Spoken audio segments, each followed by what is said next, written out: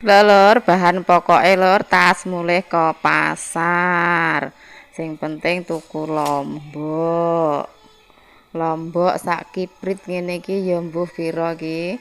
Ki buahe iki tuku brokoli setengah kilo. Berasnya cukup sak kilo ae lur, sak kilo rantek seminggu. Nah, sing penting sing penting uyah.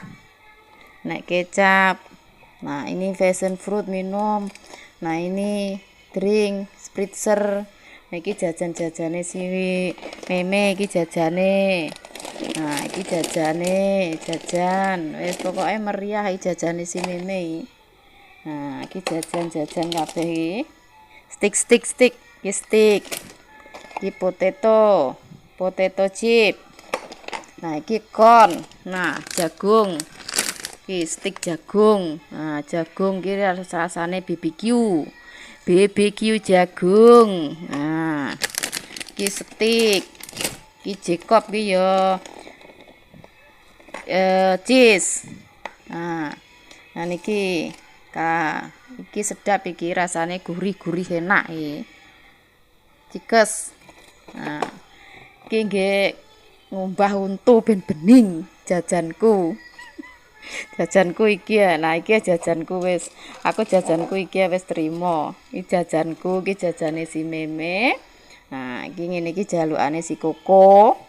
Jalukanku kecap karo uyah, karo beras sekilo, karo lombok iki wis marem iki jajanku.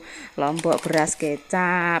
Salam sehat selalu buat semuanya. Semoga semuanya sehat selalu, lancar pekerjaannya, lancar rezekinya, sehat jiwa dan raganya. Amin. Tetap semangat, selalu jaga kesehatan. Wis, sing penting aku pokoknya nek uyah ki wis ayem. Ki brokoli ini sesuk dicampurne engko dicampurne bekakas engko terus diublek-ublek dipangan persiapan iki pokoke iki isuk-isuk blonjo ke pasar wis iki nggih ngumbah bagianku iki jajanku wis iki jajanku loro iki wis marem iki siji karo iki jajanku iki bagianku iki jajane si Meme. Uyah siji ngene iki wis kangge pirang-pirangane dina, seminggu punjul. Iki beras ki sekilo seminggu rantek, beras Naga Mutiara. Nah, iki anggure cilik-cilik, mbuh rasane manis apa ora apa asam.